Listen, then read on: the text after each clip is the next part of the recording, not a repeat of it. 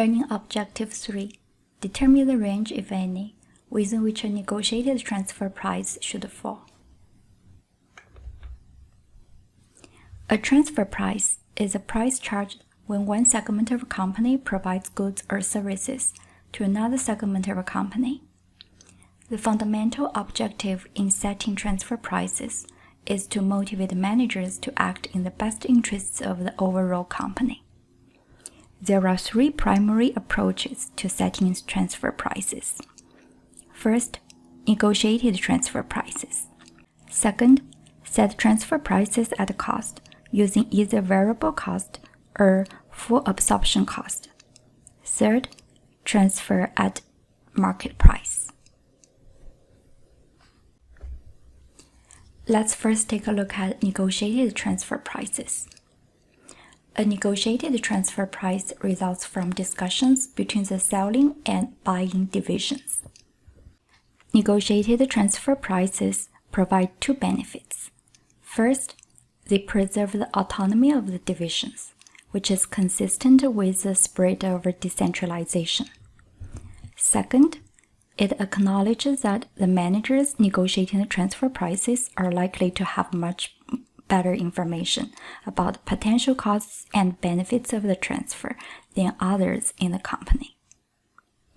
Generally speaking, two division managers will agree to transfer of products or services only if the transfer price falls within a range of acceptable transfer prices, which increase both the buyer's and the seller's profits. The lower limit for this range of acceptable transfer prices is determined by the situation of the seller, whereas the upper limit is determined by the buying division. Let's take a look at the example of a grocery storehouse. Assume the information as shown with respect to West Coast Plantations and Grocery Mart. Both companies are owned by Grocery Storehouse. For West Coast Plantations, navel orange harvest capacity per month, 10,000 crates. Variable cost per crate, $10 per crate. Fixed costs per month, $100,000. And selling price for navel oranges on the outside market, $25 per crate. For Grocery Mart, purchase price of current navel oranges, $20 per crate, and monthly sales of oranges, 1,000 crates. The selling division, West Coast Plantations, will agree to a transfer price only if it increases divisional profits. So the transfer price must be greater than selling division's variable cost per unit, plus amount which covers any contribution margin that could have been earned selling to regular customers, but sacrificed by selling to the buying division, Grocery Mart. If the transfer has no effect on fixed costs, then from a selling division's standpoint, the transfer price must be greater than or equal to its variable cost per unit, plus opportunity costs, if any, from lost sales to regular customers. This can be expressed in equation here. Transfer price must be greater than or equal to variable cost per unit, plus total contribution margin on lost sales, divided by number of units transferred. The buying division will agree to a transfer price only if it increases divisional profits. If the buying division has an outside supplier, the buying division's decision is simple. Buying from the inside supplier if the price is less than or equal to the price offered by outside supplier. But if there is no outside supplier, then the highest acceptable transfer price for the buying division will be less than or equal to profit to be earned per unit sold, not including the transfer price. Now, let's take a look at lowest and highest acceptable transfer prices under three scenarios. The selling division has idle capacity, has no idle capacity and has some idle capacity. If West Coast Plantations has sufficient idle capacity, 3,000 crates, to satisfy grocery mart demands, 1,000 crates, it will not have to sacrifice any sales to regular customers. Then the variable cost per unit of $10 becomes the lowest acceptable transfer price. If we take a look at the equation in previous slide, transfer price in this scenario should be greater than or equal to variable cost per unit plus total contribution margin on lost sales divided by number of units transferred. So if we follow the equation, $10, this is a variable cost per unit, plus 0 contribution margin on lost sales divided by number of units transferred. Of course, this is 0.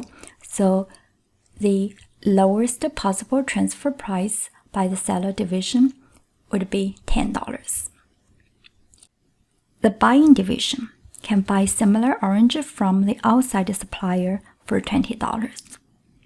So this purchase price becomes the highest acceptable transfer price for the buying division.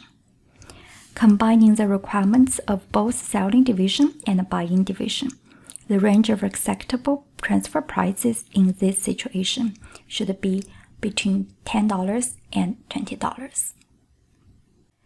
If West Coast Plantations has no idle capacity and must sacrifice other customer orders 1,000 crates to meet grocery mart's demands, 1,000 crates, then the selling division's lowest possible transfer price can be calculated following the equation.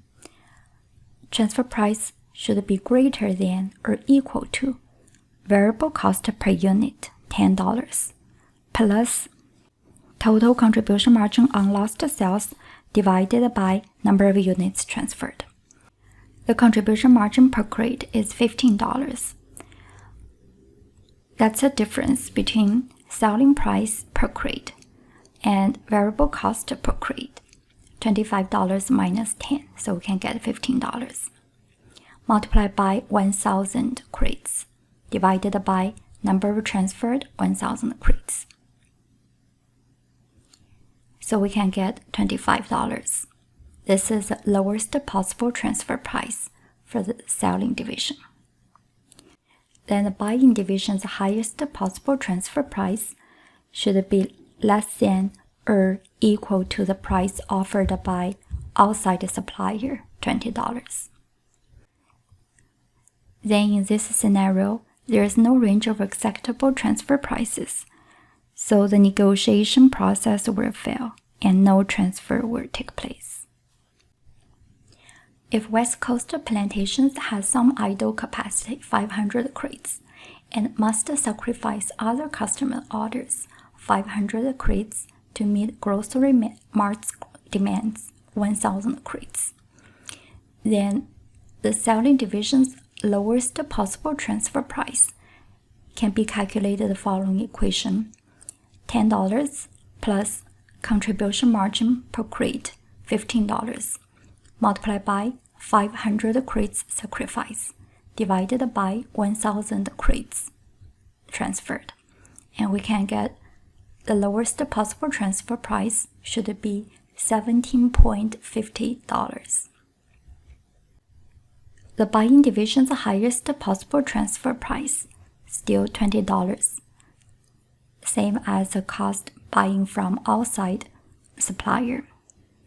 Combining the requirements of both the selling and buying divisions, the range of acceptable transfer prices in this situation should be between $17.50 and $20. Transfers at a cost to the selling division. Most companies set transfer prices at either the variable cost or full absorption cost incurred by the selling division. Cost-based transfer prices are often used in practice because they're easily understood and convenient to use. The cost approach to setting transfer prices is relatively simple, but it has some drawbacks. First, using full cost as the transfer price can lead to sub-optimization because it does not distinguish between variable costs and fixed costs. Variable costs may be relevant to the transfer pricing decision, but fixed costs may be irrelevant. What's sub-optimization? Sub-optimization occurs when managers do not act in the best interests of the overall company or even their own divisions. Second, if cost is used as a transfer price, the selling division will never show a profit on any internal transfer. The only division which shows a profit is the division that makes the final sale to an outside party. Third, cost-based transfer prices do not provide incentives to control costs. If the actual costs of one division are passed on to the next, there is little incentive for anyone to work on reducing costs. Transfers at market price. A market price, that is, the price charged for an item on the open market, is often regarded as the best approach to the transfer pricing problem. A market price approach works best when there is an outside market of customers that routinely purchase the transferred products or service, and the selling division has no idle capacity. With no idle capacity, the real cost of a transfer from the company's perspective is the opportunity cost of a lost revenue on the outside sale. But a market price approach does not work well when the selling division has idle capacity. In this case, market-based transfer prices are likely to be higher than the variable cost per unit of a selling division.